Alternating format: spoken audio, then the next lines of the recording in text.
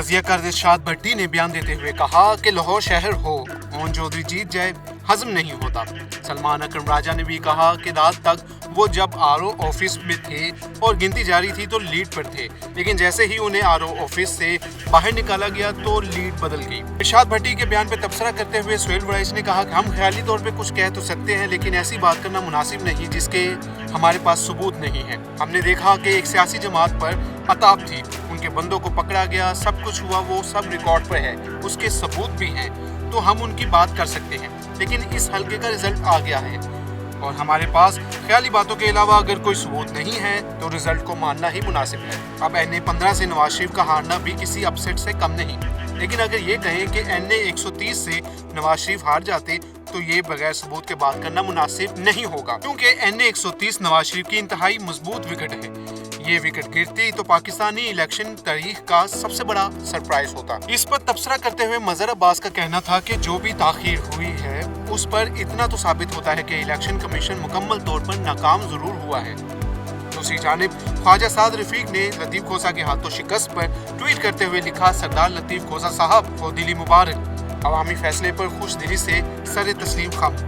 अल्लाह करीम आने वाली पार्लियामान को मुत्तहद होकर कौमी बहरानों को काबू पाने की तौफीक व तक़वियत अता फरमाए, आमीन। इसी ट्वीट पर तबसरा करते हुए हामिद मीर ने ट्वीट किया कि ख्वाजा साहब तुसी ग्रेट हो। इसी तरह इसहाक डार ने ट्वीट करते हुए लिखा कि आज़ाद उम्मीदवार हमारे साथ राब्ते में हैं। नून लीग इस वक्त लीडिंग जमात के तौर पर सामने आई है, गैर मुसद्दिका और जानिबदार तज़ियों और नताइज से गुरेज करें। इस पर तबसरा करते हुए हामिद मीर ने लिखा कि आप इलेक्शन कमीशन की नाअहली पर कुछ नहीं कहेंगे। अपनी जीत पर तबसरा करते हुए ओन चौधरी ने कहा है कि मेरी जीत में कोई गीदर सिंगी नहीं, शेरों के सरबराह ने मुझे वोट डाला था तो इसलिए मैं जीत गया। जबकि दूसरी तरफ कुछ सोशल मीडिया की भी बात कर लेते हैं। खलीलुर रहमान कमर ने ट्वीट करते हुए ये लिखा है कि ये सोचना भी शर्मनाक है कि लाहौर ओन चौधरी को वोट देगा, नामुमकिन।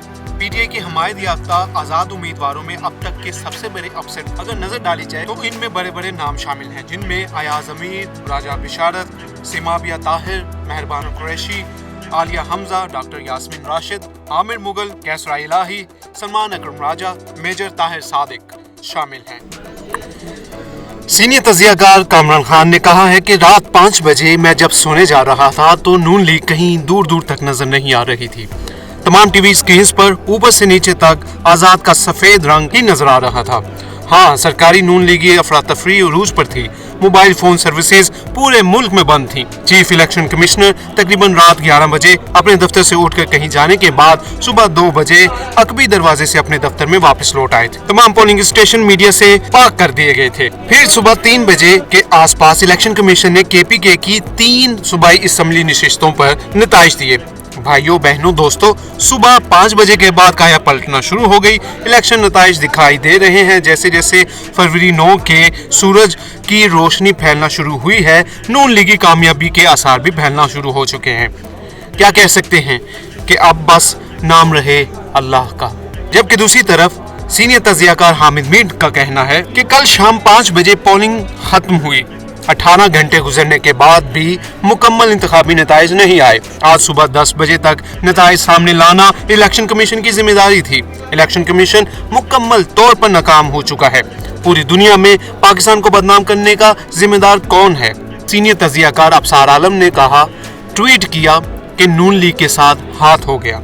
जबकि दूसरी तरफ मुस्तफा नवाज खोकर ने ट्वीट करते हुए कहा कि मुझे ये कहने में कोई आर नहीं कि मैं अपनी शिकस्त को खुले दिल से तस्लीम करता हूँ। ये देखकर अफसोस हुआ कि PTI के उम्मीदवार अली बुखारी को हल्का 48 इस्लामाबाद की सीट हरा दी गई है, जबकि वो वाज़ेह जीते हुए थे। जिस मौसूफ को नतीजा बदल कर जिताया गया है वो दौड़ में कहीं भी नहीं थे। इसी तरह शुएब शाहीन भी हल्का 47 से वाज़ेह बरतरी के साथ जीत चुके थे, लेकिन नताइज उनके हवाले भी नहीं किए गए।